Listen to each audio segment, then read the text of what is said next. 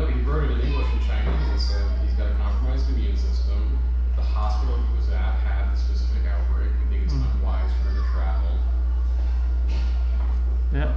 I'm glad, because honestly, the only reason I was going to go down originally was there was a makeup appointment for the medications that Cafe gave me, all that. So there was absolutely no reason to go down.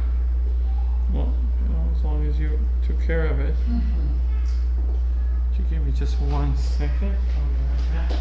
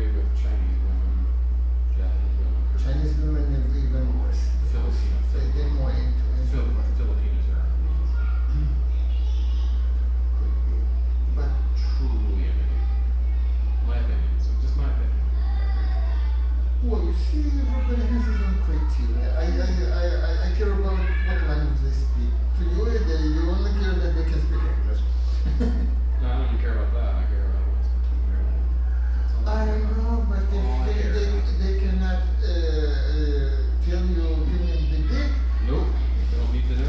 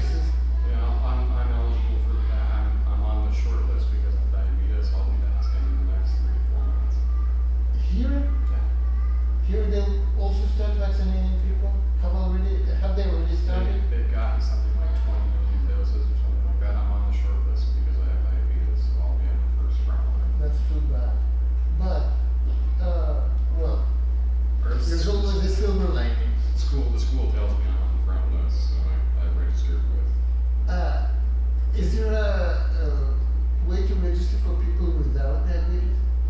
I don't know. I was registered with the school because I have diabetes. Like I got a seasonal flu shot free.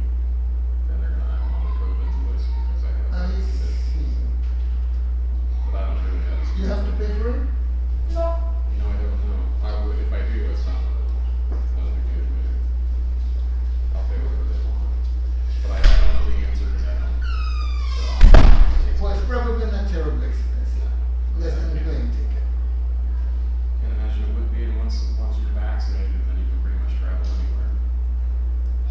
Well, in Europe, I heard that some prigs, some liberals, that creates discrimination, two classes of people, etc.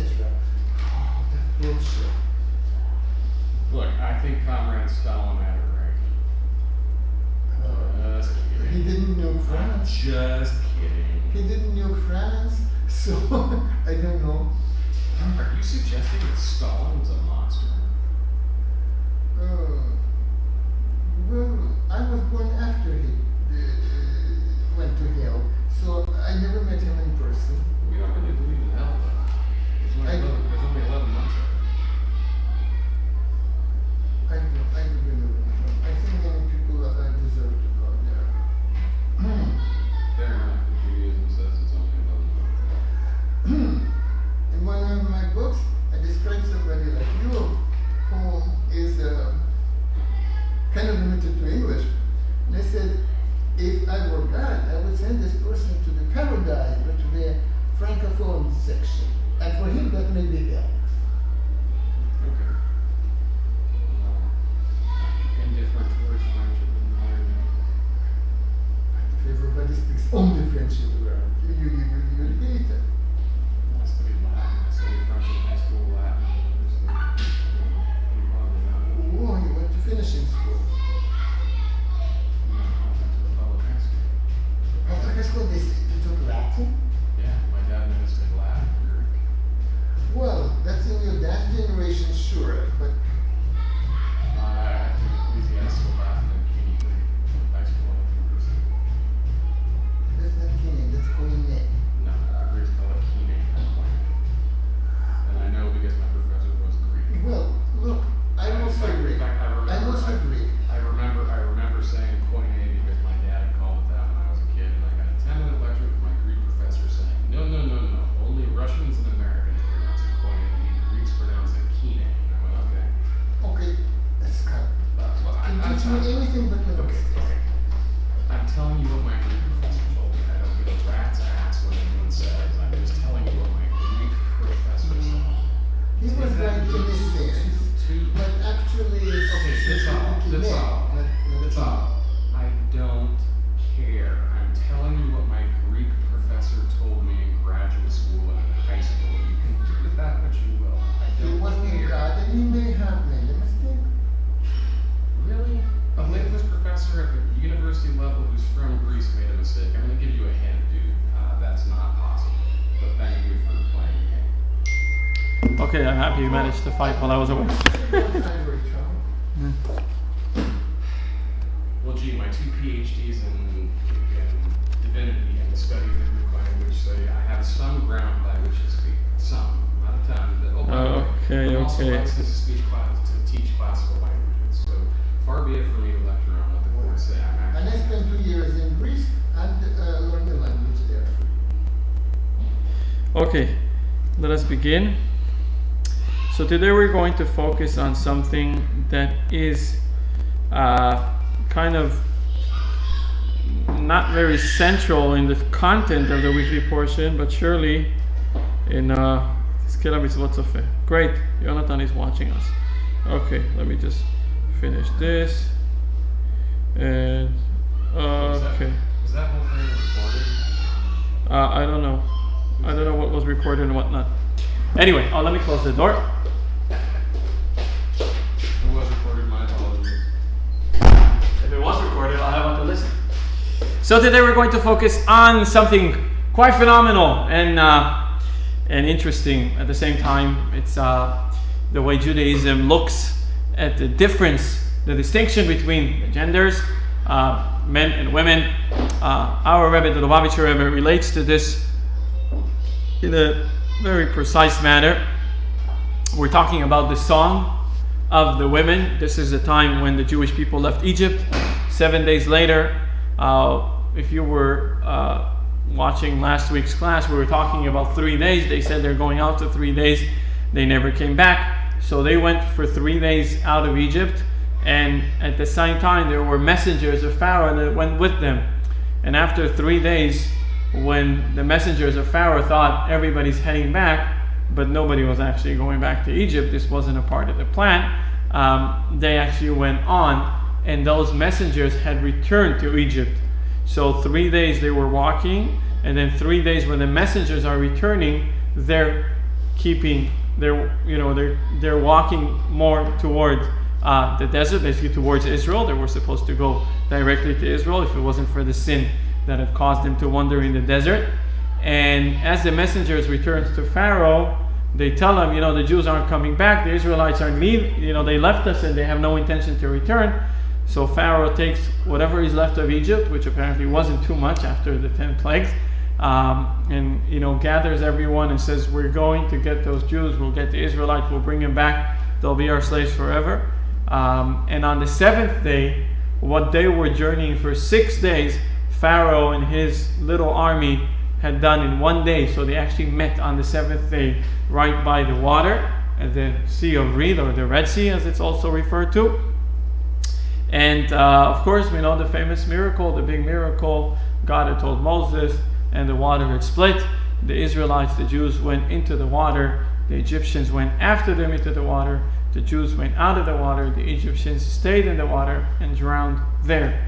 While this, I'm giving you the gist of the story, but there were miracles and wonders that took place at that process. And when everyone visioned those miracles, they all sang a song of praise to God Almighty. And we're reading this song of praise in our weekly portion. And we have the men singing a song of praise, and also the women are singing a song of praise. Now we can't focus, on all the details of the story, but we will try and focus on one thing. When the Rebbe spoke about this was Tu B'Shvat. Tu B'Shvat is actually tomorrow night, Tafshin Lamed Bet 1972, and the Rebbe explains that we want to see what exactly is the reason why the song of the women took precedence over the song of the men.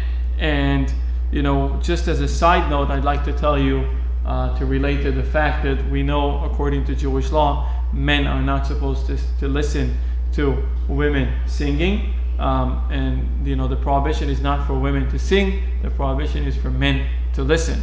And the reason for that is in order to protect the women.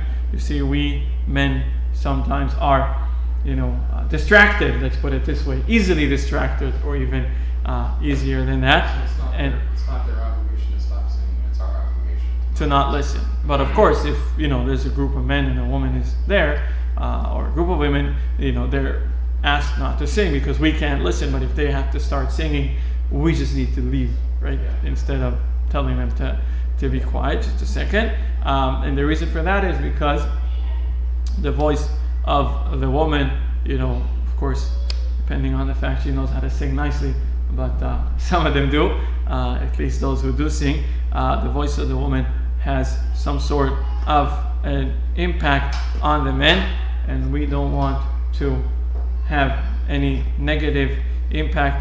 This has to do with arousement and have to do with the way we relate to it, the way we interpret it, and therefore we rather refrain from it in order to not get to something that is not allowed. Yes, Betzalel, you wanted to say something? There is a very interesting parallel in the Greek tradition. Okay. You heard about Odysseus? What did I hear about? Odysseus? No. Yes. You heard about the Troy, the horse? The Trojan horse, the soldiers went in, and that. So Odysseus was the guy who invented it. Oh, Odysseus? What was it? Okay. Well, I'm reading in the Greek. Scott, tell it, how is it in English? The classical scholar. His name? Yes. How does that sound in English? Ulysses is his actual name. Ulysses? We say Odysseus like the Odyssey, but his name in Greek is Ulysses. Okay. Oh, that's Latin version. Why'd you ask her? Why'd you ask her if you tell him no? Okay. Anyway, the guy who made the Trojan horse. Okay, we relate to him from now as the Trojan horse maker. Yeah. Okay. Yes. So he was Chacham. He was battling with that Troy, the walled city, for 10 years, and they couldn't take it. And then he invented the horse. They took it once. Right. Okay. And then he did something wrong, and he was punished for that. And the punishment was, on the way home, which would take him a couple of months, he had to wait for 10 years more. 10 years. Yes, 10 more years. And his wife waited for him all the time. So, on the way, there was an island. On that island, there were like sort of half mythical women. They were called sirens. The word siren comes from that. Siren, the siren. Yes, That's yes, yes. Oh. They sing beautifully. And this thing is so that all men lost their mind and would go there, and the ship would be go on the reefs and shipwrecked, and nobody survived passing by that island. But he was so smart. He wanted to hear it. What did they do? And at the same time, he wanted to live. Yeah. So he told his sailors, okay, first of all, tie me to a mast, the mast of the ship. Okay. Okay, tie me to this mast so that I cannot move.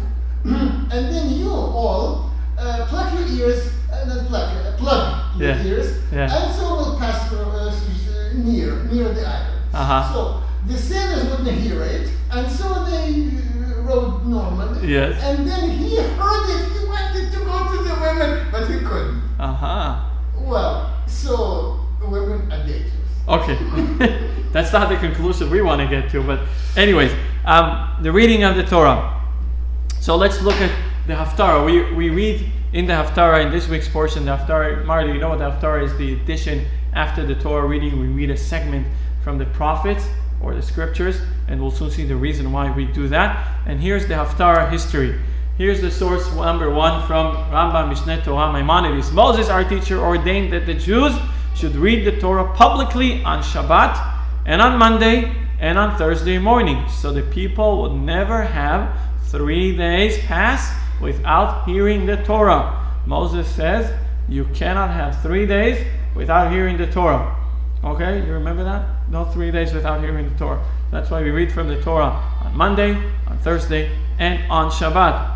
Now the reason that we cannot have 3 days without reading the Torah, the Gemara learns it from a description of the Jewish people wandering in the desert, not finding water, starting to complain. Here's what the Gemara says in Bava Kama. It was taught, and Moses led Israel onward from the Red Sea, and they went out into the wilderness of Shur, and they went 3 days in the wilderness and found no water. Those who interpret verses metaphorically said that water here is referring to the Torah, as it is stated in Yeshaya metaphorically concerning those who desire wisdom, everyone who thirsts, come for water, or as the famous prophecy in Hebrew, Hoy kol tzameh lechu lamayim. The verse means that since the Jews traveled for 3 days without hearing any Torah, they became weary, and therefore the prophet among them arose and instituted for them that they should read from the Torah each Shabbat and pause on Sunday, read again on Monday, pause on Tuesday and Wednesday, read again on Thursday, pause on Shabbat Eve, so they would not tarry 3 days without hearing the Torah. Yes? What is the biological basis of our life? And Torah is as well, even more than water. Spiritual. Yes. Okay. Yeah. So you can live without food for a month. You cannot live without water for 3 days exactly. You So see? more than 3 Here? days. Exactly. So this is a very precise. Precise. analogy. Yes. So Well, there's the public part. So is there a private part? Okay, so what do you mean public part? Public private part? either this slide or the previous slide concerned itself with Torah publicly. Read the Torah publicly on Shabbat. Okay. Oh yeah, the study of correct. It's a good comment. The study of Torah takes place every day. Every day you take a few minutes in the morning and a few minutes in the evening, or if you have time allowance, more than a few minutes, you can learn a few hours as well. You can learn the whole day long. The public reading of Torah is meant for those who are either not knowledgeable or don't have the time or the tools or the means or the ability to study Torah, they would at least listen to the reading of the Torah. That cannot be more than 3 days break between one reading and another. Okay, so this is brought in the Talmud as a comparison for water. What? So in our community, we don't have a large. Well, we don't have a minyan, so we can't read on. Yeah, well. In a larger. Yeah, it's in. I know some places in Asia where they don't have a lot of people who come for services, but they would still try to make minyan on Monday, Thursday, of course, except of course other than Shabbat, which we always have. Now, Maimonides writes that in most communities we read the Torah, finish the cycle every year. The common custom throughout all Israel is to complete the Torah in 1 year. The cycle begins on Shabbat after Sukkot festival, reading Bereshit on the following Shabbat. Reading Bereshit on the following Shabbat, read Ele Toldot Noach. On the third, Vayomer Hashem el Avraham, which is Parsha Lech Lecha. We continue reading according to this order until the Torah is completed during the Sukkot festival. The Rambam also says there are those who finish the Torah reading in a 3-year cycle. However, this is not widely accepted custom. In fact, I don't know if anyone does that today, where they have once a 3 years. What we normally do, we have 50-something portions of the Torah, and every week we would read one portion of the Torah. So we would read the first segment of it on Monday, and then the first segment is read again on Thursday, and then the whole portion is read on Saturday, on Shabbat, at Shul. So when you say Torah, you mean The actual 5 books of Moses. so the Haftarah portion? No, the Haftarah is. I'm going to relate to that in a second. How did we get to reading the Haftarah? That part of the Torah that is from the scriptures and prophets, which was originally not ever in the cycle, right? We said either 1-year cycle, 3-year cycles, but the material that's in the cycle are the 5 books of Moses, what we call in Hebrew Torah, the books of Moses, the Chumash, right? The Chumash. So the Tosfot Yom Tov explains to us how it started, the minhag, in one of the periods where Jews were not allowed to read Torah on Shabbos because of a decree of a tyrant that lived in that generation. The sages wanted to not forget the Torah reading, so they instituted Haftarah. Here's what the Tosfot Yom Tov says, as quoted in Tractate Megillah. The reason we read the Haftarah is explained in Tishbi, root 289. He found a source which stated that evil Antiochus, the Syrian Greek king, decreed that the Torah not be read in public. What did the Jews do? They read a segment of the prophets that was similar to the Torah portion of that Shabbat. In our day, although the decree has been cancelled, the custom has been preserved. So basically, there was a time they couldn't read from the Torah. They had to look for substitute, for some replacement. So they found texts that resemble the Torah reading that are in the prophets, and they arranged them in a cycle to have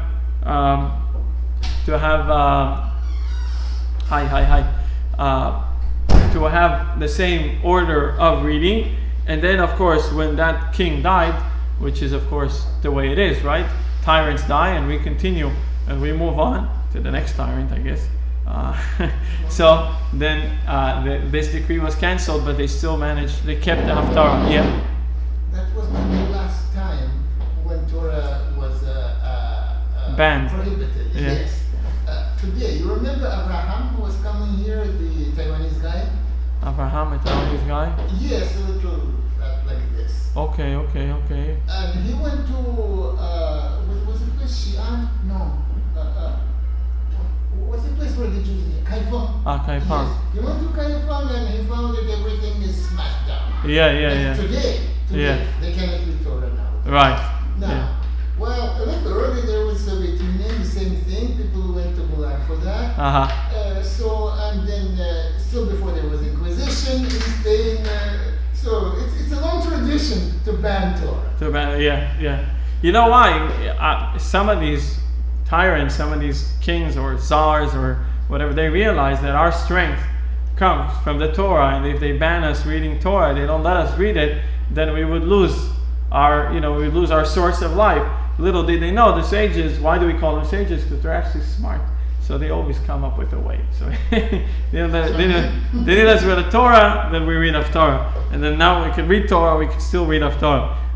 Now, the main part of our weekly portion is the song. The song came as a response of those miracles and wonders that took place. Remember, if you want, I don't know, you had your cheat sheet this week, Martin.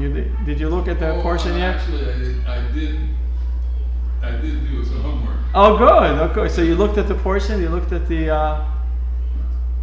Yeah, and I looked at the underlying words to see what's there. Okay, good. So after following the miracles and wonders that took place in the Sea of Reed and the Red Sea, the Jews had expressed their gratitude to God by singing a song praising God. Shiru LaHashem ki ga'oga, sing to God for He is exalted. Sus v'ochbo avar hayam, a horse and its rider was drowned in the sea. And we see that there's two parts of that singing. There was a song of the men, and later it was followed by the song of the women. And soon we'll see the difference between the two. Moses and the Israelites then sang this song to God. He went, I will sing to God for His great victory. Horse and rider He threw into the sea. And then yada yada, it goes on. There's a whole section in the Torah that tells us the whole song. Miriam, the prophetess, Aaron's sister, took the drum in her hand, and all the women followed her with drums and dancing. Miriam led them in response, sing to God for His great victory. Horse and rider He threw in the sea. Miriam also sings a song which has very similar lyrics, but a whole different melody. Yes? When I see a horse and rider, I imagine a man sitting astride a horse. Right. But as far as I know, Pharaoh was in a chariot. Well, they had chariots, they had horses, and they had riders. Pharaoh would not sit on a horse like a medieval knight.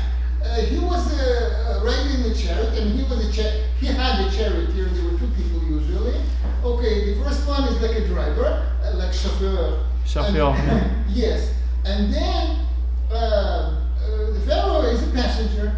That's what I know from history. Well, in this specific instance, Pharaoh had to persuade the people. Remember, the Jews left Egypt not just like that. It took 1 year of suffering to the Egyptians, it was well deserved. The Egyptians had abused the Jews for 400 years. So what is 1 year as a payback, right? So between the blood and the frogs and the lice and the hail, right? All locusts and all these things, the Egyptian people, after the 5th plague, were already ready to send the Jews out. So much so that they sent a delegation to Pharaoh saying, would you let them out already? They're striking us, they're killing us, everybody's dying here. So most of the animals in Egypt died in the animal disease. A lot of the people died. And if it wasn't enough, death of firstborn means that every house there was someone who died. If there was a firstborn in the house, they died. If there was no firstborn, the older person in the house would be constituted as a firstborn and die. Sometimes there were some houses that were multiple dead people, which apparently came as a result for immoral relationship. The wife was cheating on her husband, the husband was cheating on the wife, and that's why they had several firstborn. He was firstborn to his father, but not to his mother. So anyways, following all this, the Egyptians had drove the Jews out of Egypt. Just go, just leave. We don't want you anymore. You're nothing but trouble. And then several days later, Pharaoh gathers everybody. He was humiliated. The same Pharaoh who said, who is God that I had to adhere to His voice? I would never send the Jews. Look what happens now. He's a failure. Everybody's cursing him. It's all because of his insistence and stubbornness. Instead of sending the Jews, they got all struck. And Pharaoh gathers whatever he has left from the mighty Egypt, and he says to them, I will not act like other kings. Other kings would go on a fancy chariot at the backside of the camp. I will go first. I will fight with you. I will go direct into the enemy's line, and I will wage war against those bloody Jews who went out and took all our gold and our silver and our jewelry, and I will not let it go like this. And I promise, I promise you, whatever we take, we take half, not everything to the king. So yes, normally Pharaoh, as the mighty king, the emperor, the head of the Egyptian empire, would go in a chariot. On most cases, he would never get even involved in the war. He's sitting in his palace. But in this instance, Pharaoh said, I want to go first. This is my honor, my dignity. I was humiliated. I want to get back. He did not, little did he know, this was one big trick God did to him in order to drown him in the water. But he only had to drown in the water until he admitted. He first had to admit, Mi kamocha va'elim Hashem, who is like you in the gods, O God, O Lord. He had to say that. It's a response of his original denial of God's existence. God said, you can't leave before you admit. And once he admitted, he died, because then there was no reason to keep him alive. We'll soon see some of the atrocities he was in charge of. Yeah. So did the Jews pass 400 years in Egypt? Apparently 210 was the time they actually spent in Egypt. There are different versions. No. 400 years started from the counting when Abraham was promised that his children will be 400 years. Originally, the decree was supposed to be 400 years in Egypt. It is through Abraham's prayers, Isaac's good deeds, and Jacob's charities that God had given up half of the amount, and they started counting the 400 years from the birth of Isaac. And then actually there were 210 years in Egypt, out of which 86 years they were enslaved. Now, how long did the Second World War last? From 39 to 45, Holocaust 41 to, that's 4 years. 4 years of extermination to the Jews, and we lost a third. Take 86 years of not only this, but even far worse than this. Soon we'll see some of Pharaoh's actions, and you will understand why he deserved such harsh punishments. Yes? Where did this number 86 come from? It's also in Torah. yeah, it's written in Torah. I Yeah. see. Now, I want to tell you an interesting thing. Yeah. There is a brilliant Jewish scientist named Jerry Diamond. Jerry Diamond. Do you Okay. know him? No. I know Diamond, I know Jerry, but I don't know them both together. Well, together they make sparkling. Okay, sparkling Okay. water, yeah. He's an anthropologist, and he has many other hats, Uh-huh. but mostly anthropologist. I read them 2 or 3, at least I don't remember 2 or 3 of his books. And he talks about, in one of his books concerning the environment, he talks about, he invents the concept of just a second, landscape memory loss. Okay, and he talks like this. Imagine the Eastern Island, that people cut all the trees there. Okay. What was the guy who cut the last tree, what was thinking about? What was he thinking? The guy who cut the last tree, okay. Yes, and the idea is that the guy, when he was born, there were so few trees there that it didn't matter. When they came to this island, it was a jungle. Uh-huh. But every generation would cut a portion, and every generation they didn't have much written records, and they would forget about that it was much better in the previous generation, what they see, and they little by little they cut them until it came to nil. Okay. So this actually applies to everything else. For example, when the Jews came to Egypt, they were welcome. Yes. And then I think the enslavement came so slowly and gradually Yes. that eventually it was already, they were suffocating. Yeah, they were born into that reality. Yeah, they didn't know but anything the else. last generation, of course, they didn't know any better. They Right. didn't know Yeah. about That Joseph. explains what we said about the saying that it's easier to take the Jews out of Egypt. It's much harder to take Egypt out of the Jews, right? That's explains some of what you The just last said. generation Yeah. especially. Okay.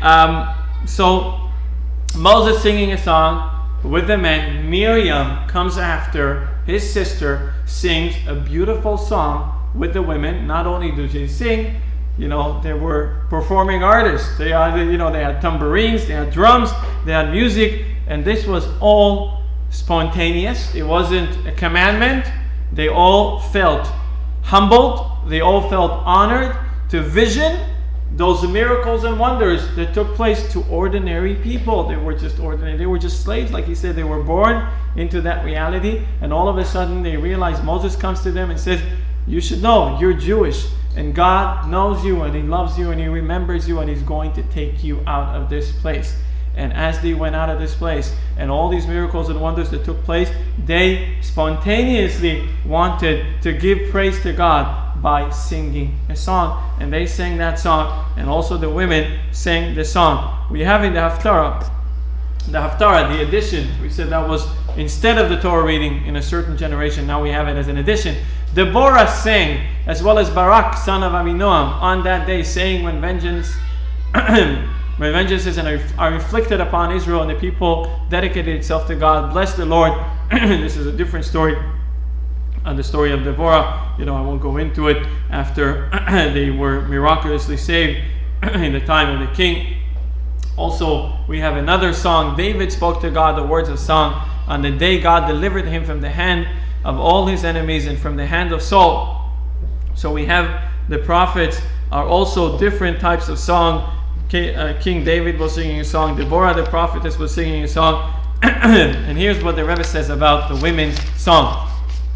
20 years ago, on the last day of Passover in 1938, this is the Rebbe gives a talk in 1958, my father-in-law, the Rebbe, spoke about this week's Haftarah. Haftarah, he said, is the addition to the Torah. He related that his great-grandfather, the Tzemach Tzedek, shared that his own grandfather, the Alter Rebbe, had once asked, why is the song of Deborah, the prophetess, the chosen Haftarah for this week instead of the song of David, which is in fact the Haftarah of the 7th day of Passover, when the exact same Torah portion is read? Remember, I told you this is the story that took place on Passover. So this is the 7th day from the Exodus, is the splitting of the sea. 3 days they ran, 3 days the messengers came back to Pharaoh. That's 6 days. On the 7th day, Pharaoh and the little army he could get together had chased the Jews and had reached them right at the bank of the Red Sea. And this is when that miracle took place. Again, he didn't know this was all pre-planned. It was a setup. They had to bring him to that point in order to drown him and, basically extinct this empire of Egypt, which challenged God by abusing the Jewish people.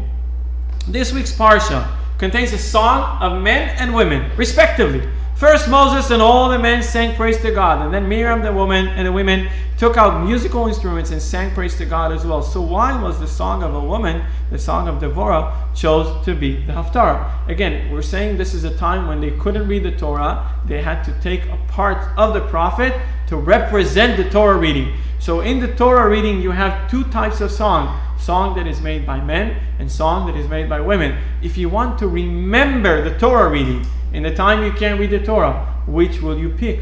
Apparently, you pick the women's song. The song is by the women is more important and more significant. Why is it so?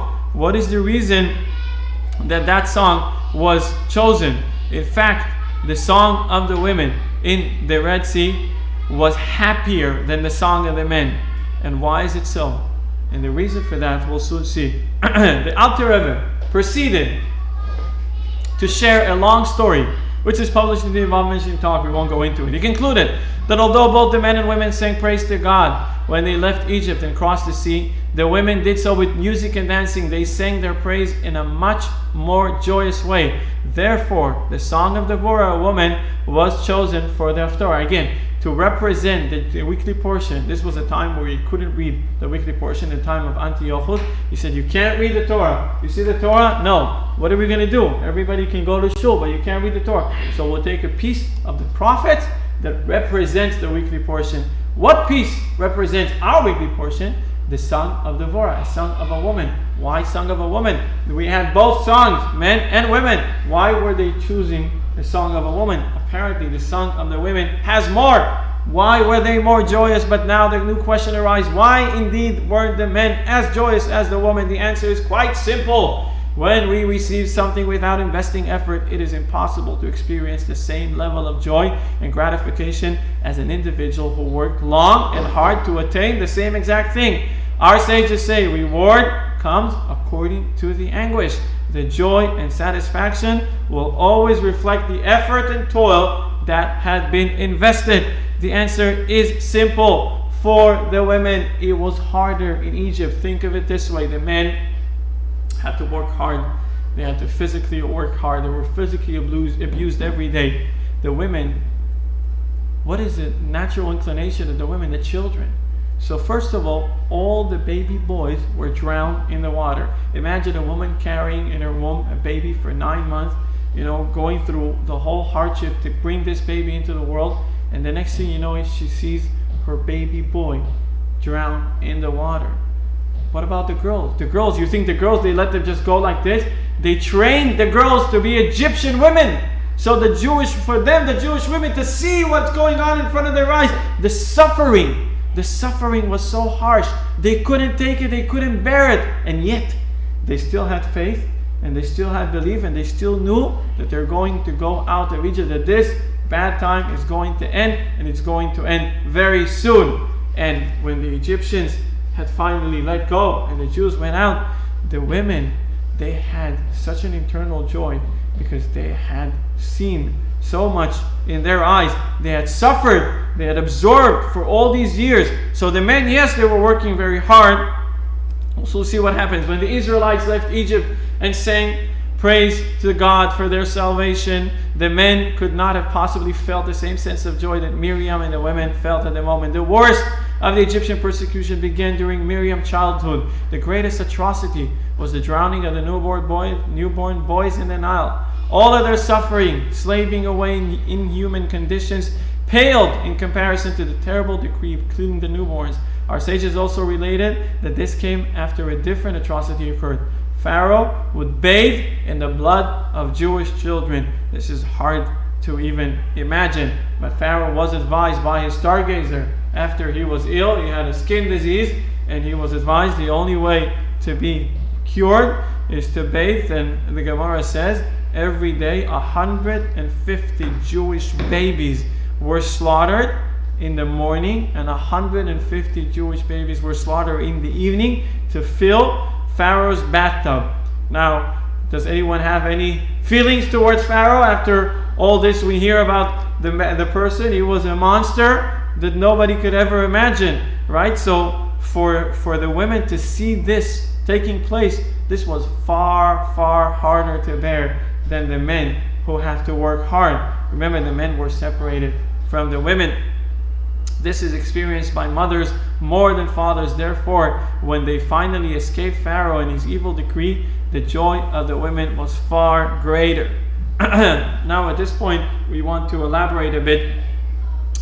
I promised that we'll talk a bit about Jewish feminism because everybody is interested and intrigued about this. So, really, we commemorated this Shabbat, the beginning, the launch of the Rebbe's leadership. Our Rebbe, he took the Chabad movement and he brought it, to the forefront of where it is today. And aside from his efforts to reach out to every Jewish person in the world, he was also he was fortifying the Jewish family, of course, with emphasizing the women. And he insisted many times to tell everyone that really what lies in our Torah, the future of the Jewish generation, the future of the Jewish people is dependent on the woman, not on the men. The men, as important as it is, we go to the Torah reading and we do minyan, but what matters the most is the woman. If a woman is Jewish, their children will be Jewish, right? And if the woman is not Jewish, the man could be the chief rabbi of Israel, but his kids, he will have no continuity. There will be no Jewish people. So, right, it all lies on the shoulders of the women.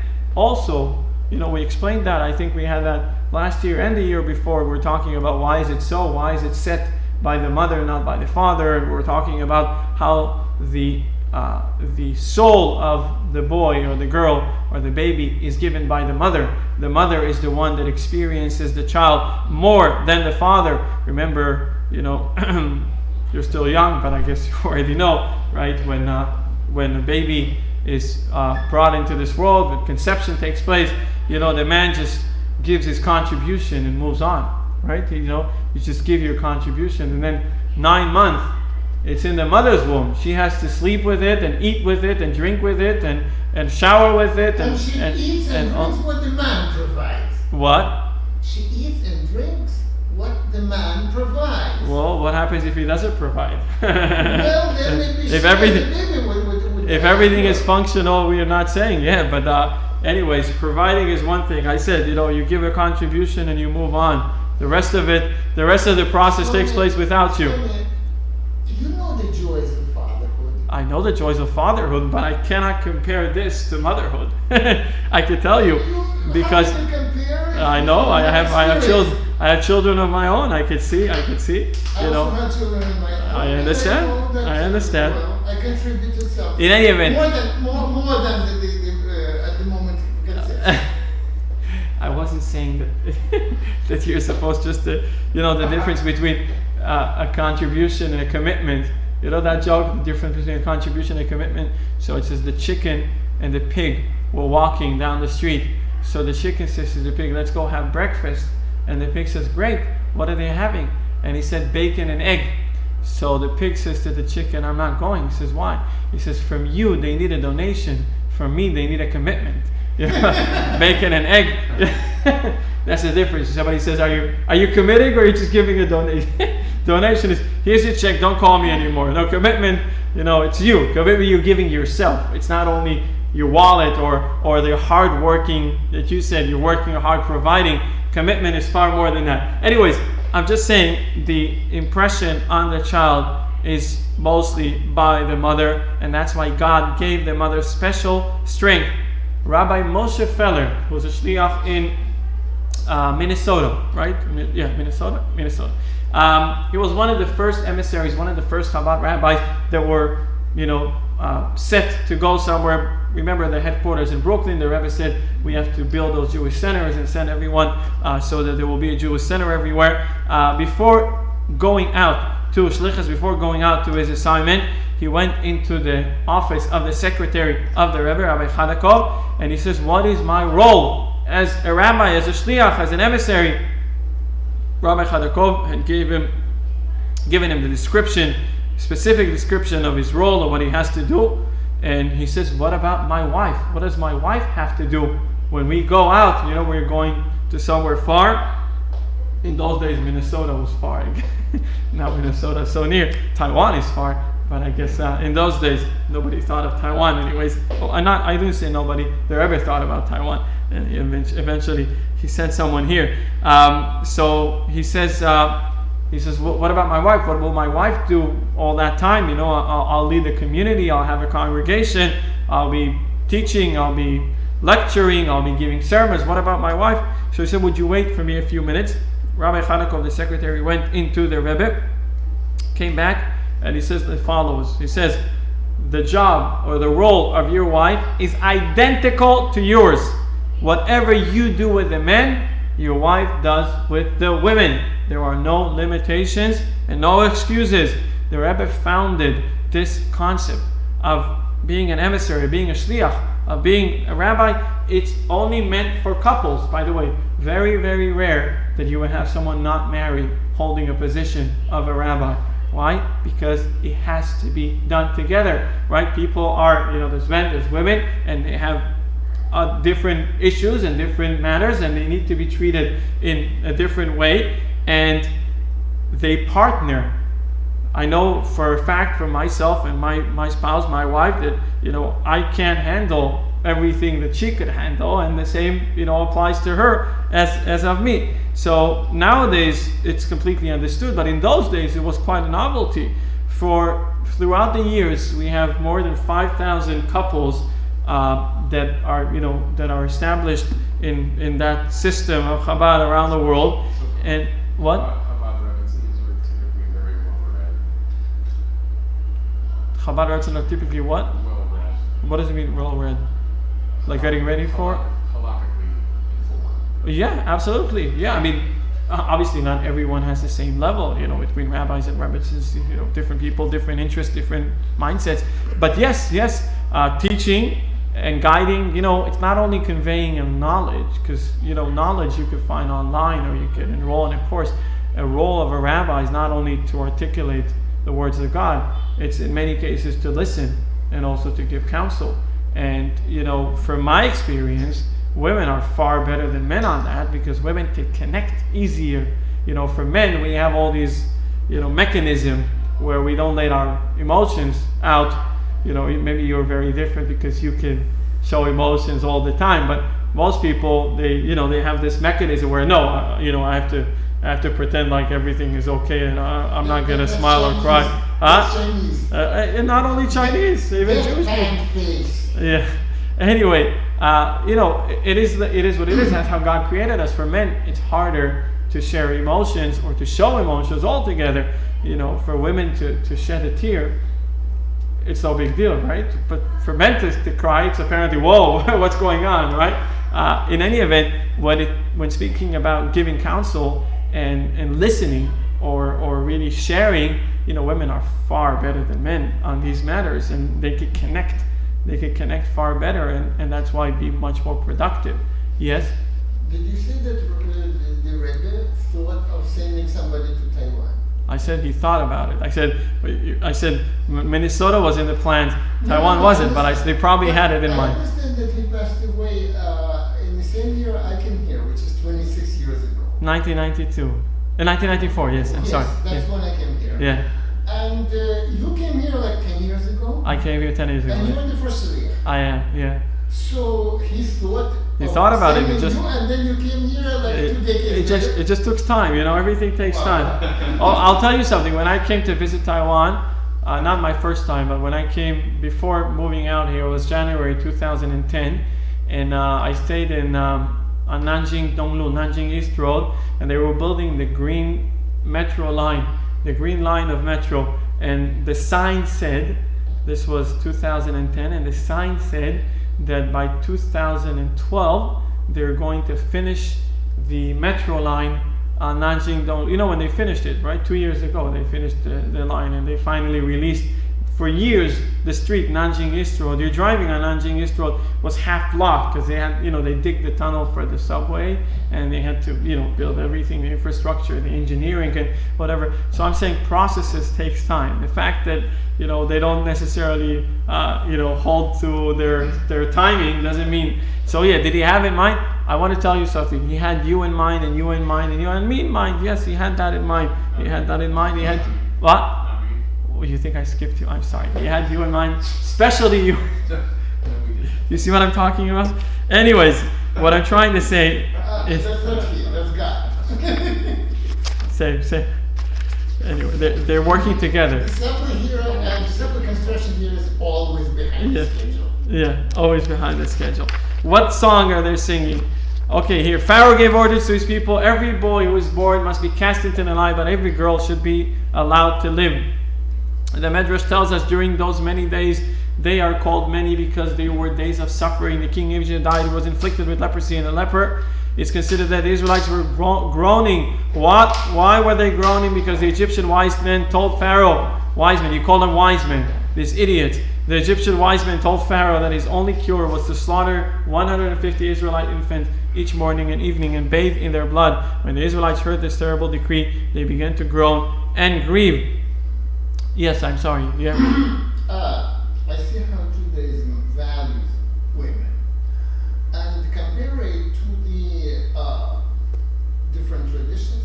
The two most populous countries in the world, China and India, they all pretty often kill girls when they're born because they prefer males. And a girl, okay, here's the bucket, fill it with water, put the baby there, finished. And now both of these. This is no longer practiced, right? You're talking past. Well, in India they sure do it the same way. In China they relaxed like one child policy, abolished actually a couple of years ago. But it was for decades. Everybody was allowed to have one child, and so with a strong preference. Yeah, for males, having one child, that I know, but drowning the girls. Is this a common practice? You're talking of knowledge, or this is just urban tales? I haven't been there recently. What I know is that there's a very strong preference for males because they carry the family name, etc., etc. And now, what family name? They only have like 5 family names in a country of 1 billion people. What family name? 50. Okay. And now both countries experience an enormous shortage of brides, and the men are like 115% or 120% men to 200 women. This is a very imbalanced situation because of not valuing women. Okay, well, in Judaism this was never accustomed. In fact, it says that the decree on the girls was harsher than the decree on the boys, because the boys, what can you do? They killed the little children, they killed them, and it's gone. But for the girls, they actually took them and gave them, or wanted to give them, Egyptian education that was harsher on their mothers than getting rid, than killing the baby. You kill the baby, the story is over. But having a child and not having that child at the very same time, that's like tearing your heart every time again. Now, what song deserves the title? This Shabbat is called Shabbat Shirah, the Shabbat of song, because our Torah portion speaks of a song, the song of Moses, the song of the people of Israel. In addition, the Haftarah is also a song, the song of Devorah. However, there are other Torah portions with song. Why are those weeks not called Shabbat Shirah? For example, Parashat Chukat contains a short song by the people of Israel. Rise, O well, respond to this song, as explained in Rashi's commentary. However, this is not such a strong question. After all, the song is only a short segment of the Torah portion, which contains a wealth of topics. But the question is from Parashat Ha'azinu, which contains a song as well. This song, in fact, covers more of the Torah portion than the song of Moses in this week's portion. Regarding the Haftarah as well, on the week of Parashat Ha'azinu, we read the song of David. Seemingly the name Shabbat Shirah should be given to Parashat Ha'azinu and perhaps to this week's portion as an addition. But for the same reason, this week is called Shabbat Shirah and the other, for some reason this week is called Shabbat Shirah and the other is not. In other words, when somebody says, I want to read from the Torah the song, what is he referring to? The song that we are saying today or this week in the weekly portion. Why is this called Shabbat Shirah? And the Rebbe says, the women's song is more significant. One explanation the previous Rebbe gave. A well-known talk about this week's Haftarah, he noted, it was not the song of men like the song of King David in Haftarah of Azinu. Rather, it was the song of a woman, the song of Devorah, in commemoration of the song of Miriam and all the women of the Parsha, for the reasons he explained there. This is associated with the teachings of our sages. In the merit of righteous women of that generation, Israel was redeemed from Egypt. The Haftarah, which is associated with the concept of exile, therefore focuses on the key to our redemption, the influence of Jewish women. And, as the Medrash says, the future redemption will be in the merit of Jewish women as well. Therefore, we call this week Shabbat Shirah. Shabbat Shirah means the Shabbat or the Shabbos of the song, specifically in the week where we read a woman's song, both in the Parsha, the song of Miriam, and also in the Haftarah, the song of Devorah. So, according to this explanation, we say basically what is more significant, what is more important, is the song of the women. The women are those who are entrusted by God with the next generation, with the ability to transmit it to the next generation. The mother gives to the child more than what the father gives to the child. The mother gives to the child his essence, his life. Of course, this is a combination of both, but basically the impact of the mother is far greater. And just like in the time of Egypt, the redemption came in the merit of the Jewish women, so too in the time we are in. The future redemption that we are all looking forward to is coming through the women. What's interesting to note is, and Richard actually sent it to me this afternoon, he wrote to me about Miriam, the name of Miriam, the sister, the one who made that song with the drums. The name Miriam comes from the word Mar. In Hebrew, Mar is bitter. Her life was not so easy, and for of course, simple reasons, understood reasons, she had to go through all that hardship and all that pain. And yet, because of having such bitterness within her, once she broke free of that, once the women broke free of those decrees, the joy that came out of them was impossible to contain. It came out in the same manner. Now, what's interesting to note is, according to Jewish law, and we touched upon it earlier, how about men not being allowed to listen to women's song, to women singing. In that time, the men did listen to the women singing, and the reason for that is because they were in a complete different status. They were elevated, so much so. The reason why we're not supposed to listen to a woman singing, I didn't know that Greek story that you said, but definitely there is an impact. There is a certain attraction which takes place a woman singing would have, her voice or the tone or everything would bring a man to want her or to think, or even just to have in his imagination, which is also a sin, to think about things that are improper and unallowed. But in those times, in that time specifically, when they were standing by the river, they were standing by the Red Sea, they all elevated themselves. They were all in a complete different level. It wasn't an issue to listen to a woman singing or to women singing. They had a whole choir. They were singing, they were dancing, and nothing negative came out of that, because they were still possessed with that same atmosphere. They were in such a status, they were so righteous at that moment that nothing could have distracted them or deviate them or make them turn from what they were supposed to do. They were so focused because of everything that took place. Now, when we have, when we look at the stories of the Torah, we always see that the women take precedence over the men, right? We say that Abraham had in mind something and Sarah thought of something else, and God says to Abraham, Kol asher tomar elecha Sarah shma bekola. Everything Sarah tells you, you should listen to her. My mother's name is Sarah, so she uses that on my father. Everything Sarah tells you, you have to listen. It's a script, the scripture. You can't argue with a verse. It's an explicit verse in Genesis. Everything Sarah tells you, you have to listen. That's what Abraham said. Also Isaac wants to give a blessing to Esau. He thinks Esau deserves it. Rebecca is the one that saves the planet. He says, no, you have to give the blessing to Yaakov, and she has to disguise Yaakov and bring him from the back door to receive the blessing. Also, all in different cases, right? Rachel was the one who was willing to give up her life for her children, and so was Leah. All the righteous mothers, the matriarchs, they were actually prominent, and they were the ones who kept. And that's, by the way, somebody asked me the other day. I was lecturing in the university, and you know how sometimes when you speak to people who are not Jews, they have interesting questions, because Jewish people are sometimes embarrassed to ask, because I should have known that, or I shouldn't think of it. But sometimes you get interested. So this lady was asking me about I'm wearing kippah and I'm wearing tzitzit, and everybody was intrigued. What is the tzitzit? What is the kippah? So I'm explaining. So she says to me, do women also wear kippah? And I tell her, the kippah is a reminder that we have something. We have a cover, there's something above us. We're not just like being naked. We have to have something, and the tzitzit reminds us wherever we turn of God. And I said, the women, they simply don't need it. For a woman, you tell her something, it's in the system, it's gone. You don't have to think about it all the time. But men, we always get distracted. We look this way, then we look that way, and then no. You have to have constant reminders.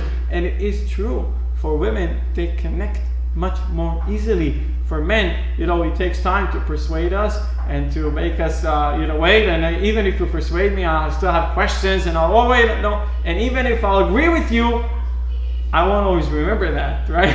When it comes to action, oh yeah, right. I know it from my wife. Always says, you promise you'll do it. Oh yeah, I did promise I'll do it. I didn't do it yet, but I promised. Yeah, I promised I would. Anyway, for women, it is far easier for them to internalize things. For men, so for something to get in, we need all these auxiliaries. We need the additives from outside. We need all these different things to help us. For women, they don't need it, because they got it from the inside. They have their internal part, which is clean.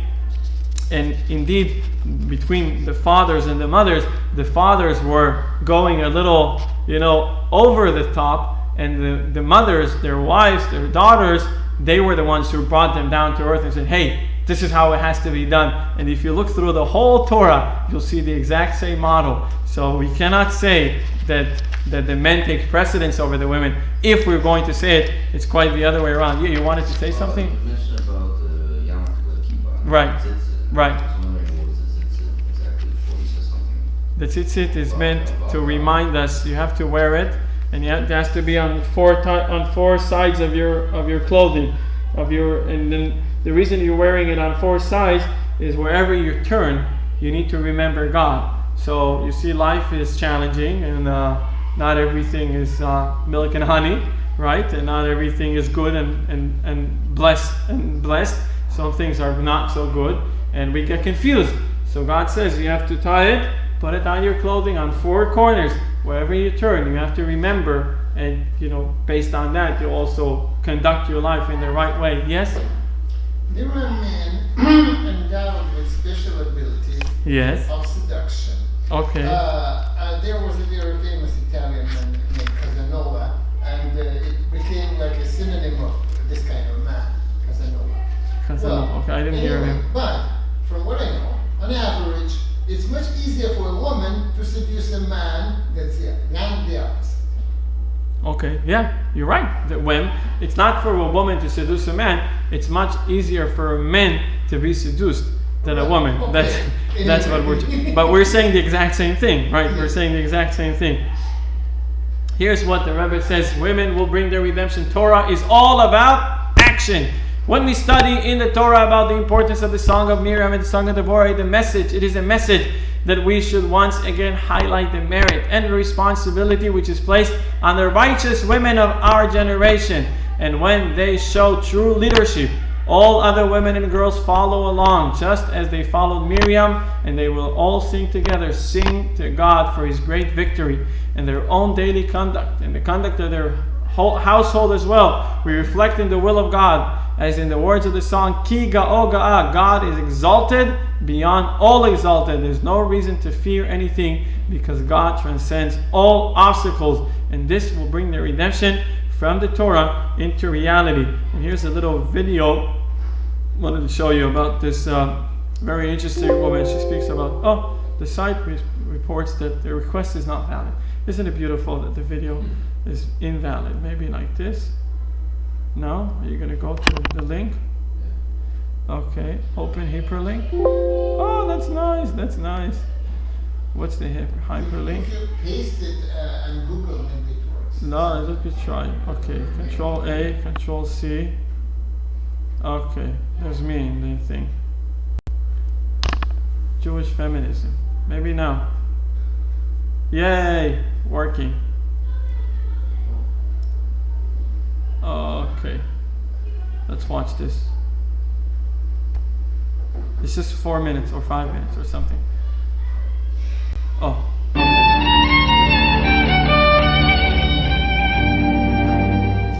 Can you hear something? I'll make it here from the... Dr. Susan Handelman is professor of English Literature at Bar Ilan University in Israel. In 1977, she came to study in Crown Heights while working on her PhD in English. The issue of women in Judaism was very troublesome to me. I went to Smith College. I graduated in 1971. It was the height of the feminist movement. So when I came to Crown Heights to study, and in the years after, this was a very big concern for me. And one of the most profound things that I learned was the role of women in Hasidic philosophy and Kabbalah through the Rebbe's sichos and through learning there. So I started to write articles on this to help me work out the ideas.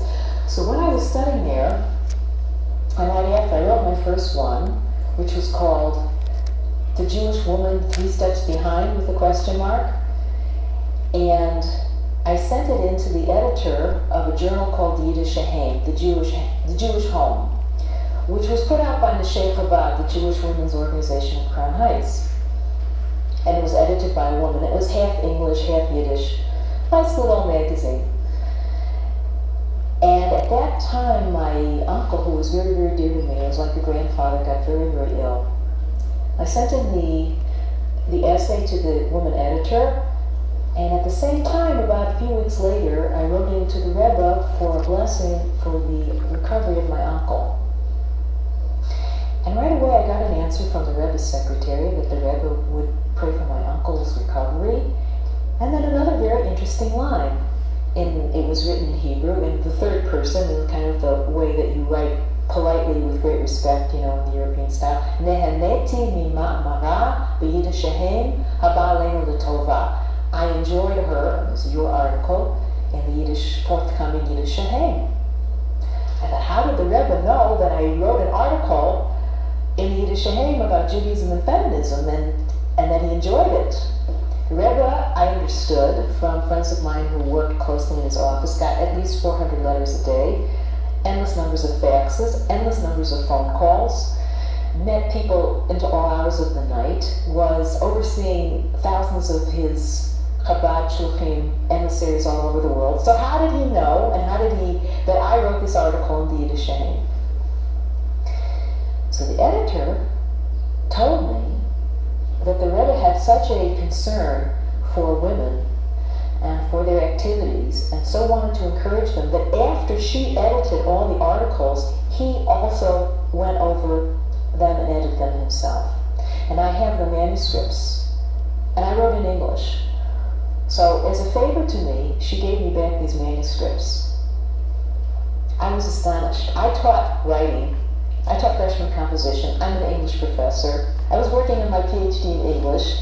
He edited my English like an English professor. Every word, typos he caught, putting in apostrophes, changing words, taking out redundant words, the kind of editing that an editor would do. I wrote about 6 or 7 for the Yiddish Shehem, and those were also edited just like an English professor. Every little dot, every typo, every misspelling, plus concepts, philosophical concepts about theory of science and secular wisdom. We happened to be filming this, and I requested it on Rosh Chodesh, which is a special holiday for Jewish women. And some of the articles I wrote, I cited things he wrote about the Jewish woman has this as a special holiday because the Jewish women did not participate in the making of the golden calf, they didn't give in their jewelry, they didn't believe the bad report of the spies about the land, and so they have this special holiday. And the Rebbe stressed, I remember writing, so every Jewish woman in every generation celebrates this and has this power. And he underlined all in the additions he made to my manuscript, that women have this power of redemption, this power of emunah. Every Jewish woman, he always specified that.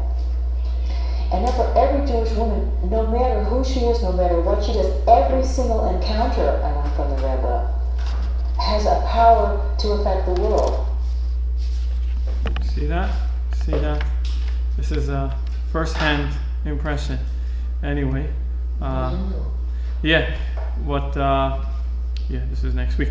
But to summarize what we were saying today is that it's a great misconception where people think that Judaism looks down at women, or the fact we only count men for a minyan means something. No, it doesn't mean anything about women. It just means that we have different roles, and if we already put them side by side, the women's will far exceeds the ones of the men. We only do the insignificant and unimportant things. They were the ones who are in charge of what really is important, what really matters. The future of our people is entrusted in the hands of the women, and of course we have great respect and great privilege to have that. And the reason why they chose to call this portion or this Shabbat Shirah, symbolizing the song of the women, was because they had seen the suffering firsthand, and they, when the suffering ended, it was actually one straight line from suffering to joy.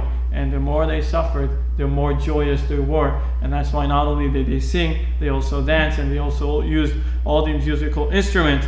And of course, we never end a class without saying something practical. So practical is, Scott, marry a Jewish woman.